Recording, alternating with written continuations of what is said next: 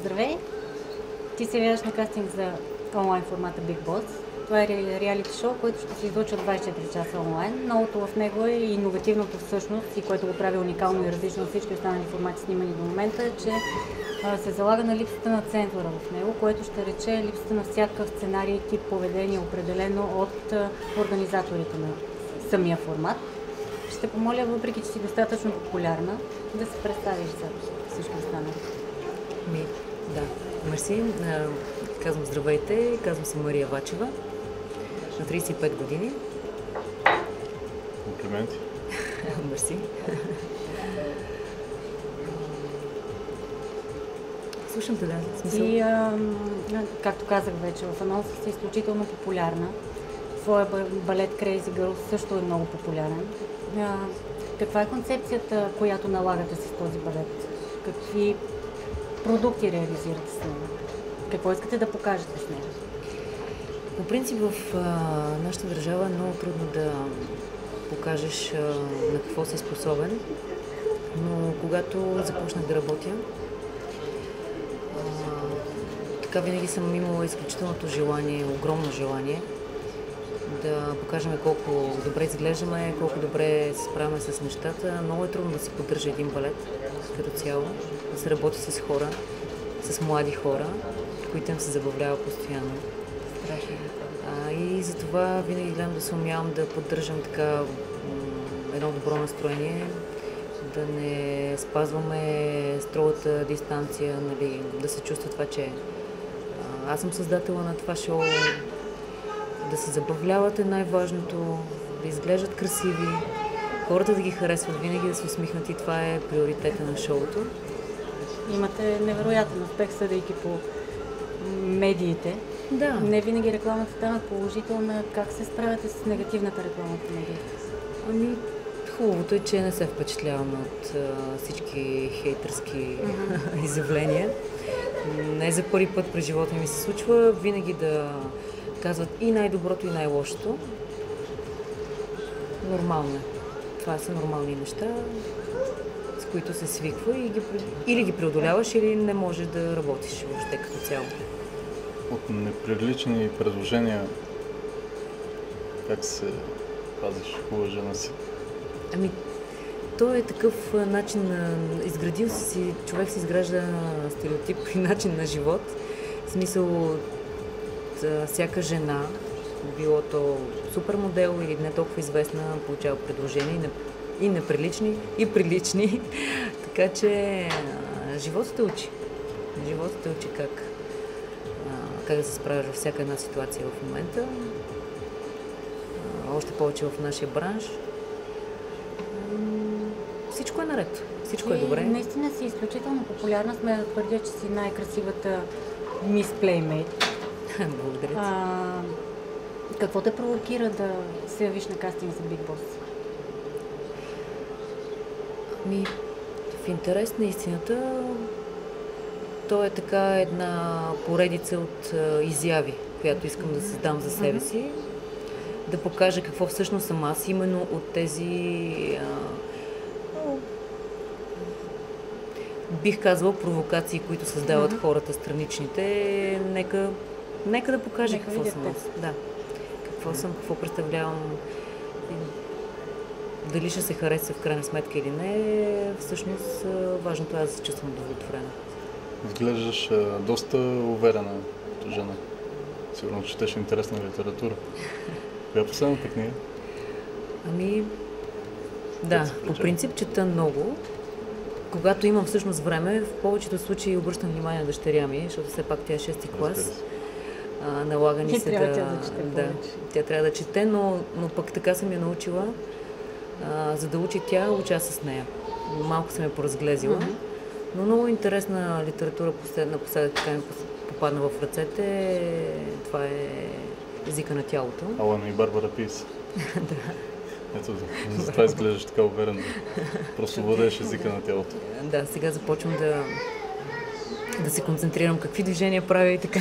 Не. Дали се трипаш по козата, дали кръстосваш краката. Прочетеш така литература след няколко дена, просто си стават повече нещата, си стават навик в ежедневието. Всички ръкостискания, сядане, изправяне, имитиране на другото тяло. Между другото, може би сега е момента да кажа, че сигурно трябва да преподаваш така няколко урока. Да им стане ясно на много хора, на повечето хора. Да. Ти каза, че имаш дъщеря в 6-ти клас, Натали. Натали Кристен. Да. Чудесно. Как тя приема и би приела евентуалното ти участие вътре в Big Boss? Тя беше изненадана. Аз се държа, в смисъл не й казах от самото начало, защото децата малко по-трудно възприемат родителите им, когато са известни в определен кръг, определена сфера. И тя винаги е зле настроена. Иска постоянното ми присъствие. Просто тя е много обсебваща като личност. Козирог. Козирог. Да. Те са най-големите критици в крайна сметка на един родител и начинът, по който разсъждават първично, може да ти бъде скала за това дали наистина се случват нещата покрай теб както трябва или не, според мен поне. Да. Специално с танците така беше по-негативно настроена, но за Big Boss го прия нормално. Чудесно. Да, прия го нормално, за което и благодаря наистина, защото мога да се чувствам по-спокойна. Аз самата. Когато съм вътре, да не се притеснявам от факта, когато аз съм там и тя е отделно от мен. Да. По-добре се чувствам. От камери виждам, че нямаш притеснение. А от много камери? Докъде би стигнала? Мисля, че няма да имам проблем с камерите. Обичам да флиртувам с камерата, обичам себе си, смисъл. Харесваш си. Да, харесвам. В смисъл, това е много важно. Това е много важно. Да. Човек се харесва и Която да го покаже. Фотогеничната страна? Мисля, че и двете. Не страдам от такива някакви скрупули. Като Марая Кери, например. Защото съм чувала, че нейната лявата или дясната е съсещана. Аз винаги заставам от тази страна. Така ли? Извинявай. Прецени ли? Преценям на момента, преценям, да ти кажа честно. Тя обича да флиртува с камерата, което предполага, че знае как да се снима и как да позира. Ако бяхме в нормален разговор, ще да съм от другата страна. Мислиш ли? Поне камерата. Самия формат на предаването, което го анонсираме, пак казвам, без цензура, по никакъв начин не значи секс на всяка цена, но би ли правила секс пред камери? Конкретно вътре в шоу. Ти кажа, заричам се, нали, това няма как да се случи, по проста причина, че имам дъщеря, да не би да изложа моето семейство и какво си, но живота до момента ми е поднесъл толкова много изненади. И точно това е причината, заради която искам да вляза, да се подложа на един вид тест сама за себе си, който лично на мен ще ми бъде интересен, докъде бих стигнала наистина.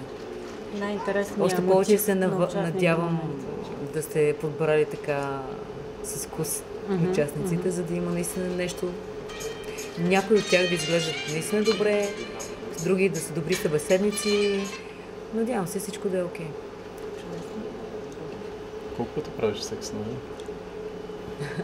Чисто мъжки въпрос, като вълна от много от зрителите. Не очаквах притеснение, не очаквах притеснение. Не, правя секс. Притесни се табелата само на ново лимит. Табелата пада от притеснение вече. Явно излъчването е много силно. Да. Както заговорихме за излъчването, в зависимост от партньора, който е срещу мен, всичките тези флуиди, които са насочени специално срещу мен, могат да ме подводят до някаква степен, да ме водят и да мога да го правя постоянно. В смисъл, няма никакви проблеми. Съответно, ако не се чувствам добре, да нямам никакво желание. Така че това е много относително. Ти като красива и атрактивна жена твърде вероятно получаваш непрекъснато предложения какви ли не. А имало ли е момент, когато ти да си искала да бъдеш с някой и правиш ли крачки или чакаш някой да направи крачки към теб? Интересното при мен е, че аз винаги усещам другата страна. И когато има интерес взаимен, достатъчно така изразен, с някакви жестове. Казва се химия. Може и химия да се казва. Да. Химията. Тогава